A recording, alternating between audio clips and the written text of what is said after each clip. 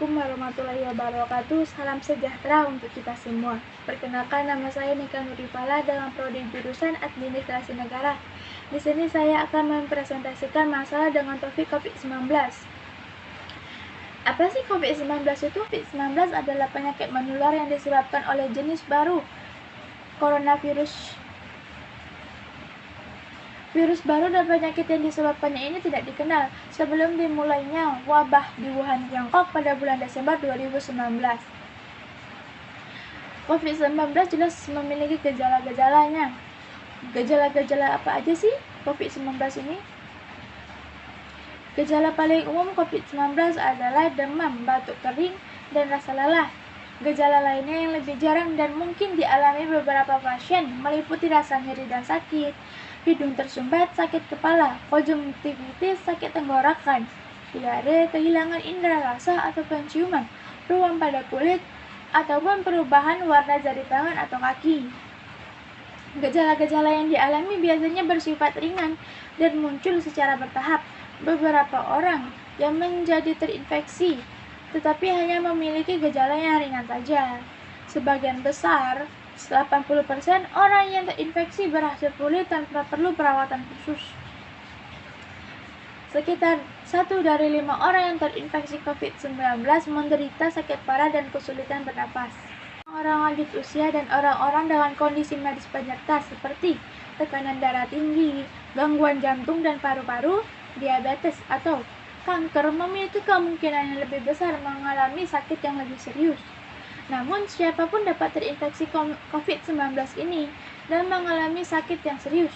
Orang dari segala usia yang mengalami demam atau batuk disertai dengan kesulitan bernafas atau sesak napas, nyeri atau tekanan pada dada, atau kehilangan kemampuan berbicara atau bergerak harus segera mencari pertolongan medis. Jika memungkinkan, disarankan untuk menghubungi penyedia layanan kesehatan atau fasilitas kesehatan terlebih dahulu sehingga pasien dapat diarahkan ke fasilitas kesehatan yang tepat. Orang-orang yang tertular COVID-19 dari orang lain yang terinfeksi virus ini. COVID-19 dapat menyebar terutama dari orang ke orang melalui percikan-percikan dari hidung atau mulut yang keluar saat orang yang terinfeksi COVID-19 ini batuk, bersin, atau berbicara. Percikan-percikan ini relatif berat. Perjalanan yang tidak jauh dan jatuh ke tanah dengan cepat. Orang yang dapat terinfeksi COVID-19 jika menghirup percikan orang yang terinfeksi virus ini. Oleh karena itu, penting bagi kita untuk menjaga minimal jarak 1 meter dari orang lain. Percikan-percikan ini dapat menempel di benda dan permukaan lainnya di sekitar orang, seperti meja, gagang pintu, dan pegangan tangan. Orang dapat terinfeksi dengan menyentuh benda atau permukaan tersebut, kemudian menyentuh mata, hidung, atau mulut mereka. Inilah sebabnya penting untuk mencuci tangan secara teratur dengan sabun dan air bersih atau membersihkannya dengan cairan antiseptik berbahan dasar alkohol. WHO terus mengkaji perkembangan penelitian tentang cara penyebaran COVID-19 dan akan menyampaikan temuan-temuan terbaru. Orang dengan COVID-19 atau saat terjadinya COVID-19 ini biasanya akan terjadi 3 hal. Yang pertama, karantina, isolasi, dan menjaga jarak fisik. Apa sih perbedaan dari ketiganya ini?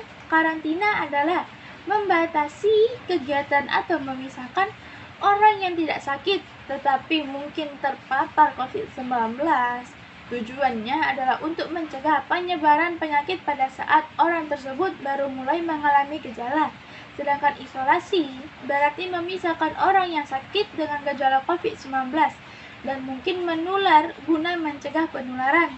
Sedangkan menjaga jarak fisik berarti terpisah secara fisik. WHO merekomendasikan untuk menjaga jarak setidaknya 1 meter dari 3 orang lain. Jarak ini merupakan ukuran umum tentang seberapa jauh semua orang harus saling menjaga jarak, walaupun mereka baik-baik saja tanpa diketahui apakah terpapar COVID-19 atau tidak. Jika yang sakit adalah anak, bantu anak mematuhi nasihat ini. Jika Anda tidak tinggal di daerah dengan kasus malaria atau demam berdarah, lakukanlah hal-hal berikut ini. Pertama, jika seseorang melakukan isolasi mandiri, artinya orang tersebut sedang sakit namun tidak parah, artinya tidak memerlukan pertolongan medis. Kedua, sediakan kamar sendiri yang besar dengan sirkulasi udara yang baik dan dilengkapi sarana mencuci tangan dan toilet. Ketiga, jika tidak memungkinkan, pisahkan tempat tidur dengan orang lain dengan jarak minimal 1 meter. Keempat, tetap jaga jarak minimal 1 meter dari orang lain, termasuk anggota keluarga. Kelima, pantau gejala yang dialami setiap hari. Keenam, lakukanlah isolasi mandiri selama 14 hari meskipun Anda merasa sehat. Ketujuh, jika Anda mengalami kesulitan bernafas, segera hubungi penyedia layanan kesehatan Anda.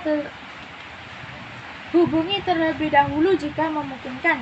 Kedelapan, tetap positif dan semangat dengan cara tetap menjaga silaturahmi dengan orang-orang tercinta melalui telepon atau media online dan dengan berolahraga di rumah.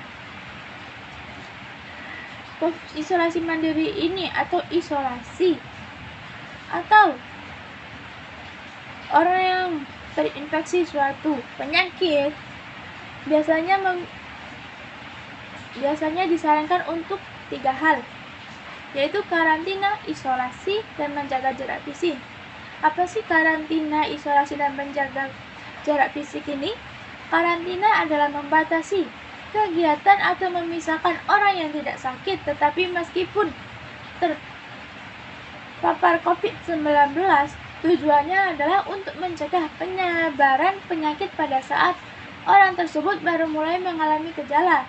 Sedangkan isolasi berarti memisahkan orang yang sakit dengan gejala COVID-19 dan mungkin menular, mencegah penularan.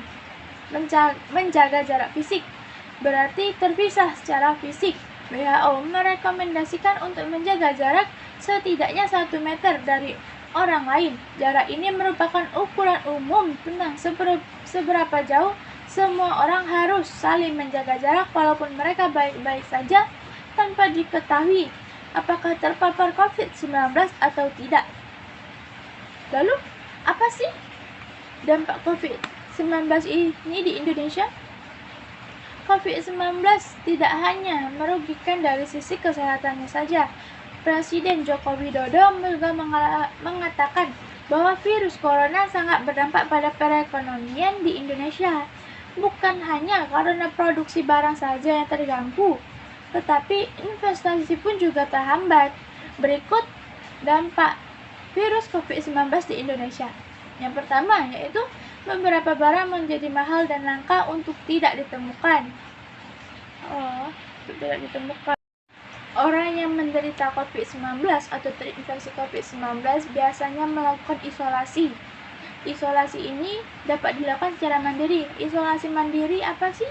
Isolasi mandiri adalah tindakan penting yang dilakukan oleh orang yang memiliki gejala COVID-19 untuk mencegah penularan ke orang lain di masyarakat, termasuk anggota keluarga. Isolasi mandiri adalah ketika seseorang yang mengalami demam, batuk, atau gejala COVID-19 lainnya tinggal di rumah dan tidak bekerja, sekolah, atau ke tempat-tempat umum. Hal ini dilakukan secara sukarela atau berdasarkan rekomendasi dari penyedia layanan kesehatan. Namun, jika Anda tinggal di daerah dengan kasus malaria atau demam berdarah, Anda tidak boleh mengabaikan gejala demam. Segera cari pertolongan medis saat Anda pergi ke fasilitas kesehatan.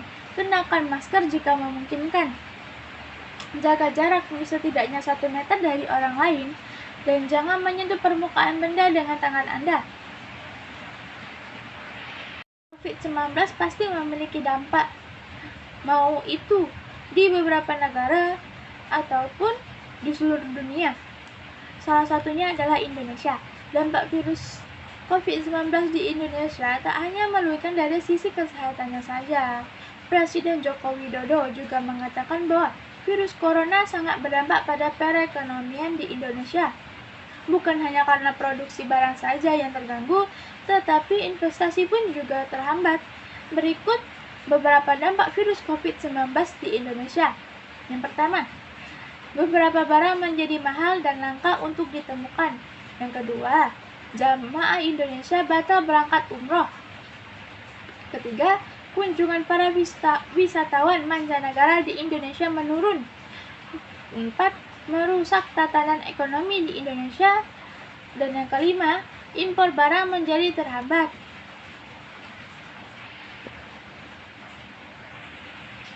Mungkin cukup sekian presentasi yang dapat saya berikan. Bila banyak salah dan kurangnya, saya mohon maaf yang sebesar-besarnya. Wassalamualaikum warahmatullahi wabarakatuh.